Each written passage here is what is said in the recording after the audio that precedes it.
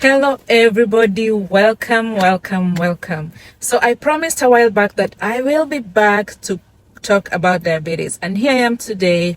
I'm just going to give a brief overview of what to expect with diabetes. And this was really triggered by one of the scenarios that I had at work with one of my patients. And I figured out, well, anyway, this is November is Diabetes Awareness Month. Why not just put out the video out there so we're all informed? As you can see, I'm here in my car. It's raining, and I was headed to UPS to get some document notarized, and I'm like, I'm not walking through that rain, so I'm just gonna park here and make use of my time. All right, people. So let's talk about diabetes. So diabetes is a chronic medical condition that affects millions of people worldwide. It is complex. It impacts how our body processes glucose, the main source of energy for the cells.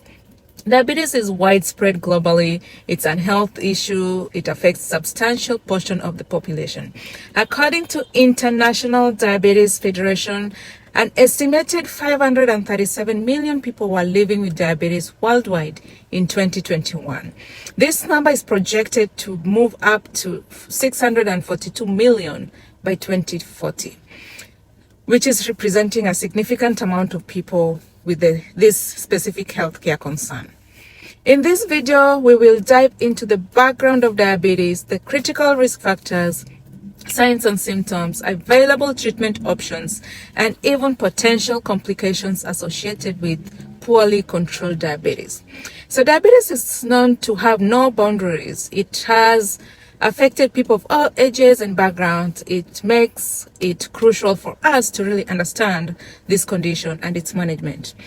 So let's start with the background. Diabetes is a metabolic disorder characterized by high levels of glucose, also known as sugar, in the blood. This occurs due to the lack of insulin, which is a hormone responsible for regulating blood sugar, or because the body does not effectively use the insulin it produces. There are three main types of diabetes. The first is type 1.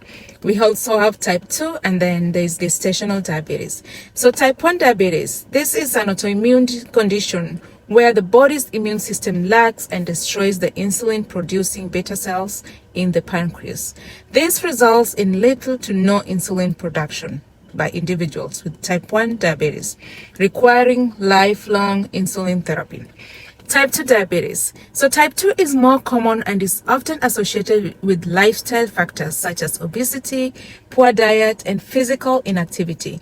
In this type, the body either does not produce enough insulin or becomes resistant to its effects. Third is gestational diabetes. So gestational diabetes occurs during pregnancy when the body cannot produce enough insulin to meet the increased demands, resulting in elevated blood sugar levels. It usually results after pregnancy, but it increases the risks of having type 2 diabetes in the future. Several risk factors can increase the likelihood of developing diabetes. These include family history of diabetes, obesity or excessive body weight, sedentary lifestyle, unhealthy eating habits, age. So type 2 increases with age, high blood pressure, and high cholesterol levels. So what are some of the signs and symptoms? Diabetes can manifest through a variety of signs and symptoms, which may include frequent urination, excessive thirst, unexplained weight loss or weight gain, fatigue, slow wound healing, blurry vision, numbness or tingling in your extremities, recurrent infections, and increased hunger. So how do you manage diabetes? Management of diabetes typically involves a combination of lifestyle changes, medication, in some cases, insulin therapy.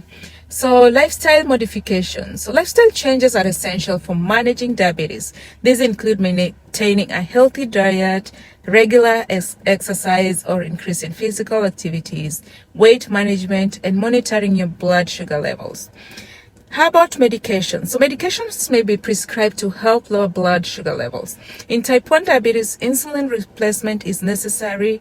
In type 2 diabetes, various oral medications and injectable drugs can be used to control blood sugar levels. Insulin therapy. So individuals with type 1 diabetes and some with type 2 diabetes may require insulin therapy to regulate blood sugar levels effectively.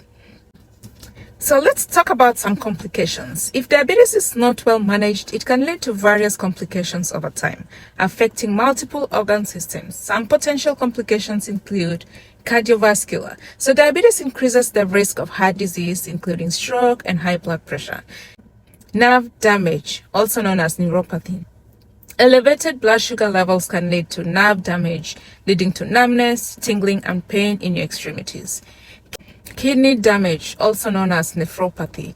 Diabetes can harm the kidneys and in severe cases lead to kidney failure. Eye problems, also known as retinopathy. Uncontrolled diabetes can damage the blood vessels in the eyes, potentially leading to vision problems and blindness. Food complications. Poor circulations and nerve damage can cause food problems, including ulcers and amputation. Skin issues. Diabetes can lead to skin conditions, including fungal and bacterial infections. In conclusion, diabetes is a complex chronic condition that requires ongoing management. It is essential for individuals with diabetes to work closely with their healthcare providers to develop a personalized treatment plan that includes lifestyle changes, medication, and regular monitoring to prevent complications and achieve good overall health. If you suspect you have diabetes or are at risk, consult with our healthcare professionals for appropriate guidance and support. Thank you for joining me in this video, and as always, peace out.